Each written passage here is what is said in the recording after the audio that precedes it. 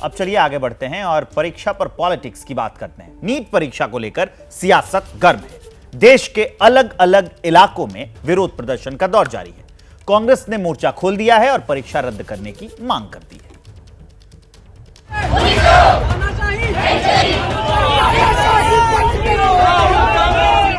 इस बार हम लोग के साथ इतना इनजस्टिस हुआ है।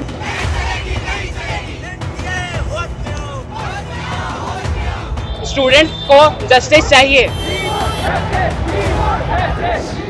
नीट की लड़ाई सुप्रीम कोर्ट से लेकर सड़क तक लड़ी जा रही है।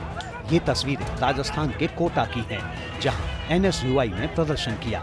डिस्ट्रिक्ट कलेक्ट्रेट के दफ्तर के बाहर हुए इस प्रदर्शन को रोकने के लिए पुलिस को लाठीचार्ज करना पड़ा।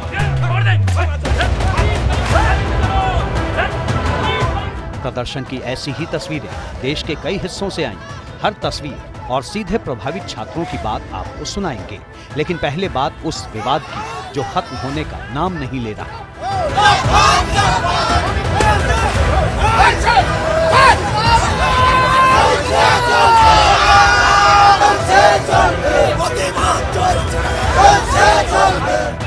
CBI की जांच कराओ, जांच कराओ, जांच कराओ।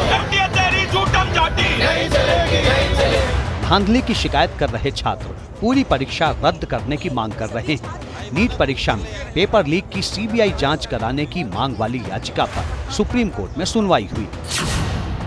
कोर्ट ने CBI जांच की मांग वाली याचिका पर NTA से जवाब मांगा। सुप्रीम कोर्ट ने 8 जुलाई को अगली सुनवाई की तारीख तय की। कोर्ट ने आज फिर काउंसलिंग पर रोक लगाने से इनकार कर दिया। सुप्रीम कोर्ट ने कहा कि पेपर लीक की CBI जांच की याचिका को खारिज नहीं किया गया है। वहीं आज कोर्ट में NTA की तरफ से दायर उस याचिका पर भी सुनवाई हुई, जिसमें नीट से जुड़ी सभी याचिकाओं की सुनवाई सुप्रीम कोर्ट में ही करने की मांग की गई है। कोर्ट ने इस मामले में याचिका दायर करने वाले छात्रों से जवाब मांगा है। इस मामले की सुनवाई भी 8 जुलाई को होगी। इमीडिएट डेट दी जाए, ड्यू शेड्यूल और दोबारा एग्जाम हो। तीसरा है जो FIR रजिस्टर हुई है उसकी इंक्वायरी हो, SAT फॉर्म की जाए। 141 और 142 कॉन्स्टिट्यूशन में कि एक तो पेपर लीक ना हो, ऐसे सर्कुलर किया जाए। 67% के 720 के 720 कैसे आ जाएंगे? और कुछ कैंडिडेट्स सेम जगह के हैं, उसमें नॉन मेरिटरी स्टूडेंट्स सेलेक्ट हो जाएंगे। क्या फ्यूचर होगा हमारी कंट्री का एज ए हेल्थ? एक तरफ कोर्ट कचहरी में मामला पहुंच गया है, तो दूसरी तरफ नीट परीक्षा पर सियासत की घेराबंदी भी चालू है। चुनाव के बाद से ही विपक्ष इस मुद्दे पर सरकार पर लगातार सवाल उठा रहा है। 24 लाख बच्चों का भविष्य इसमें जुड़ा हुआ है। देश की स्वास्थ्य व्यवस्था का भविष्य इससे जुड़ा हुआ है। जवाबदेही का जो एक संस्कृति थी इस देश में, वो संस्कृति अब आपको बिल्कुल नहीं दिखती। चलिए, इस्तीफा आप नहीं दे रहे। UPA के शासनकाल में सिर्फ आरोप लगते थे, बाद में झूठे भी साबित हो गए। आरोप लगते थे और इस्तीफा हो जाता था, जवाबदेही थी। आज वो मंत्री मुस्कुराते हुए आरोप हम पर सब पर लगाता है, इस देश के नागरिकों पर लगाता है कि ये मोटिवेटेड प्रोटेस्ट हो रहा है। कांग्रेस ने तो सत्ताधारी गठबंधन NDA का नाम ही नीट डिजास्टर अलायंस रख दिया है। कांग्रेस को इस मुद्दे पर विपक्षी पार्टियों का समर्थन भी मिल रहा है।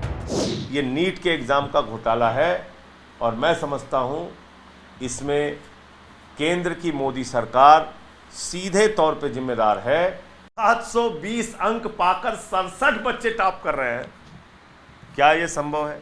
एक ही सेंटर से 6, एक ही कोचिंग सेंटर से 6 बच्चे टॉप कर गए। इसका मतलब घपला किया गया। उन बच्चों की आंखों में देखा धर्मेंद्र प्रधान जी ने, आंखों में सबूत, केंद्रों पे सबूत।